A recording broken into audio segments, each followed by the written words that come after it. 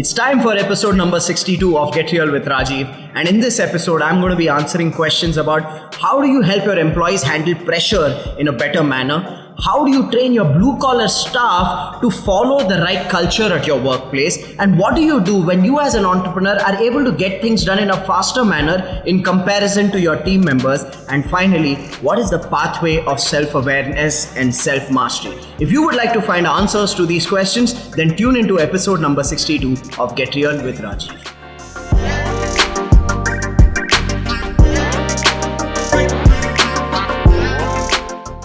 Hello everyone and welcome to episode number 62 of Get Real with Rajiv. Like every single week, I'm going to be answering 4 questions and today Pawan is going to be the voice of your questions. So Pawan, what's the first question?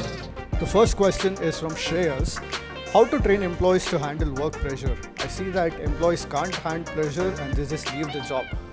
Well Shreyas, what you need to understand is this. When does a person feel pressure in doing something? A person feels pressure in doing something, any task, any job, when they either don't have clarity of what to do and how to do, or they don't have the capability, the skills and knowledge of how to get things done, or they are in an environment where they are not motivated to do things because they are distracted by something else like ego, blame game or politics. So I would say pressure is a symptom. The root cause of pressure could be lack of clarity, lack of capability, or lack of the right culture and environment at a workplace. So the question you need to ask yourself is, when you're seeing your employees buckle under pressure, what is the root cause of the pressure?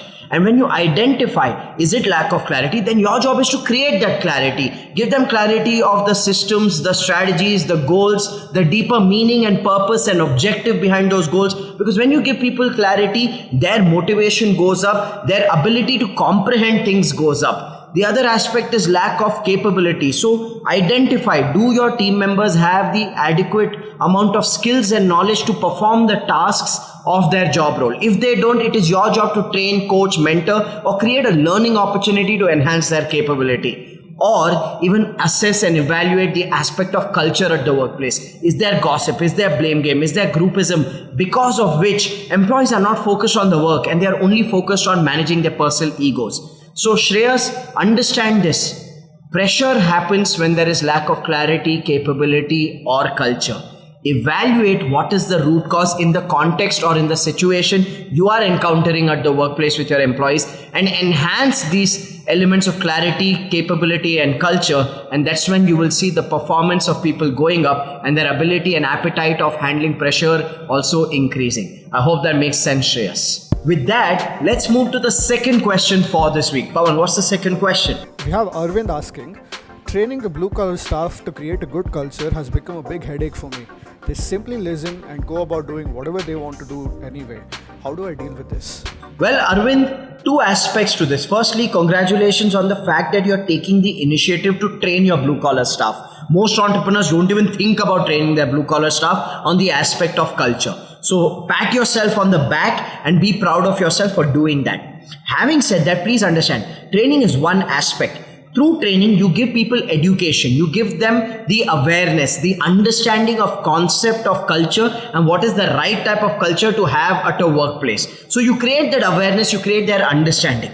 But also you need to understand this. Culture is deep-rooted. Culture is a result of a human's behavior, personality, traits and habits. Now, if you want to evolve people's behavior, personality, traits and habit, merely just training them will not be adequate enough. And that's where it will become frustrating, where you feel I am putting the effort, I am training them, but at the workplace they are doing whatever they want, how they want to do it, which means they are not showing the change, they are not reciprocating to the training. What you're missing, my friend, is the second element of building culture. Training is element number 1. Mentoring and management is element number 2. Which means what?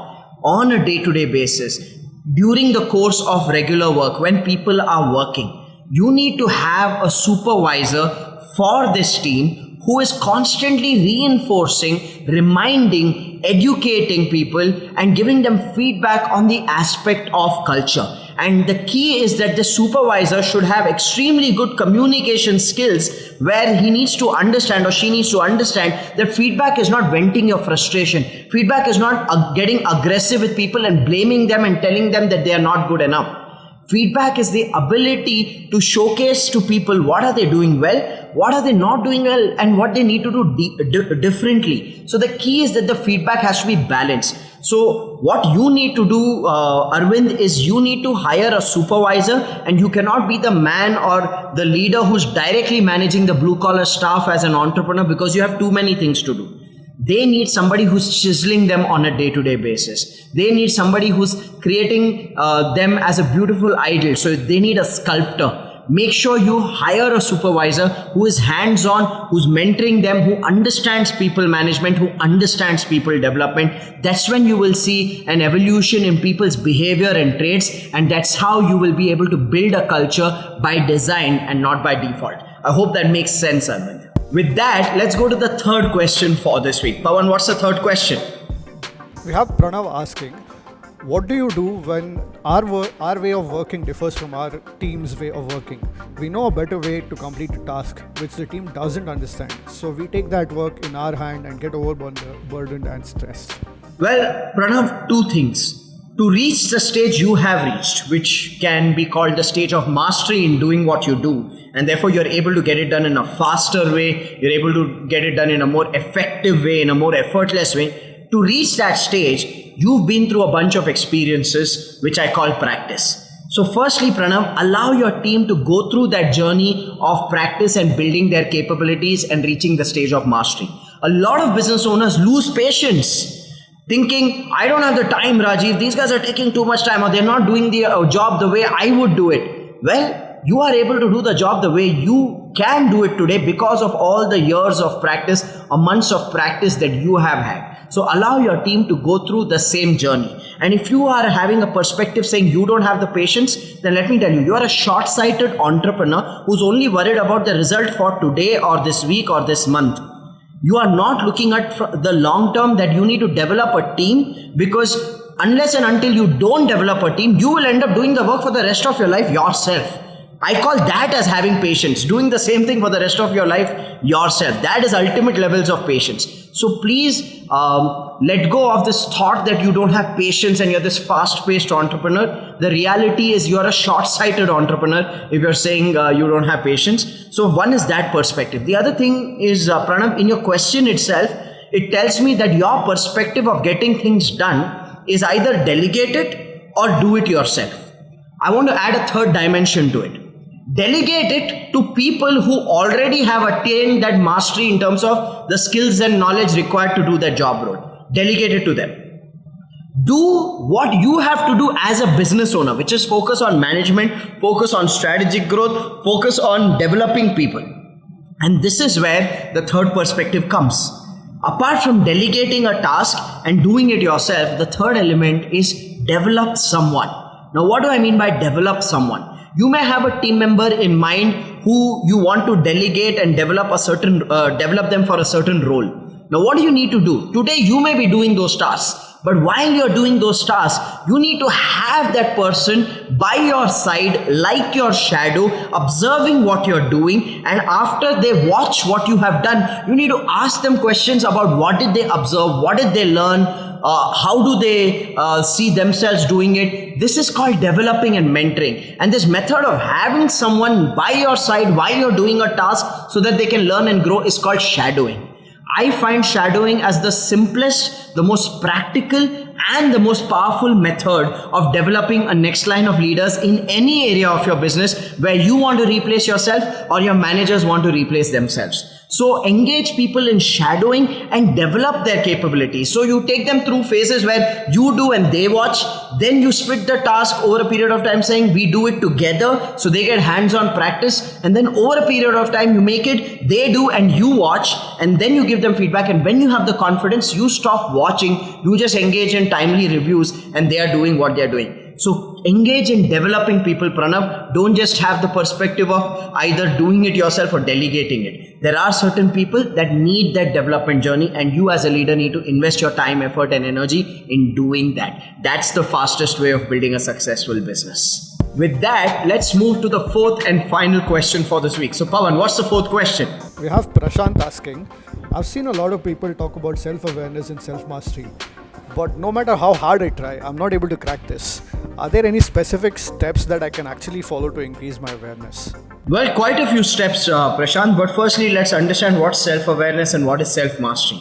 Self-awareness is knowledge about yourself, where you know what you like, what you dislike, what you love, what you hate, what inspires you, what excites you, what drains your energy, what pisses you off. So the key is to ask yourself these questions to enhance your knowledge about yourself, which is self-awareness. Self-mastery is to use this self-awareness, use this knowledge about yourself to design your life so that you are living in alignment to your highest values. You're living in alignment to what you love doing the most and what keeps you empowered the most. That is self-mastery. Now, in this journey of self-mastery, one of the things that I see is, firstly, very few people even think about self-awareness. Most people live life like a dead fish. They go with the flow of water. So the fact that you're asking the question of self-awareness itself is phenomenal. So answer these questions that I gave you under self-awareness. What do you love? What do you hate? What inspires you? What excites you? What pisses you off? What drains your energy? You need to know that about yourself and don't judge yourself. That's the most important aspect of self-awareness. The challenge is some people, they pursue the path of self-awareness, and when they see their gray matter or when they see the black within themselves, they start judging themselves and start building perceptions about or opinions about themselves which are moral. Oh, I'm so wrong in this area of my life. That's not self-awareness. So once you have the self-awareness, to live a life of self-mastery, what you need to do is firstly learn how to make decisions. And it's not easy to make those decisions. And that's why most people fail. That's why most people go with the flow and live a life in their comfort zone, even though the comfort zone is not comfortable for them. So self-mastery requires a commitment to yourself to live in alignment with your highest values. And for that, you have to be courageous enough to make decisions that align to your highest values and are supportive to your environment, which means you can't make decisions which are in alignment to your highest values, but then that makes your spouse suffer, your parents suffer, because it won't make you happy at the end of the day. So it's to be able to design that kind of life where you are living in alignment of your highest values and you are creating that connection, yet detachment with everybody around you, where everybody is willing to support everybody's dreams and desires. That is where self-mastery comes in.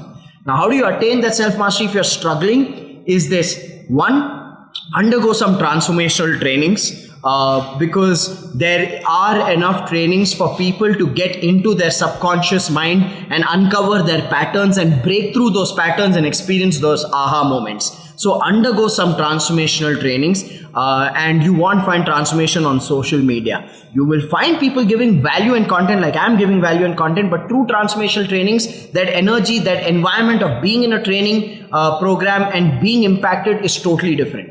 The second thing is, if you're really committed to self-mastery, is get a life coach. And get a life coach who has expertise and experience, because today every unemployed person calls themselves a life coach. So be very aware of that. Get a life coach who has depth, who has experience, who has expertise, and invest in a life coach. Because I believe all of us need somebody who can peel the layers of our emotions, bring the thoughts and the clutter out from our brain, and give us the perspective to make decisions in alignment with our highest values. Those are the kind of things I would encourage you to do for you to experience true transformation for yourself. So I hope that makes sense, Prashant. And with that, we come to the end of episode number 62 of Get Real with Rajiv. If you found value in this episode, make sure you share this video, and I look forward to seeing you in the next episode.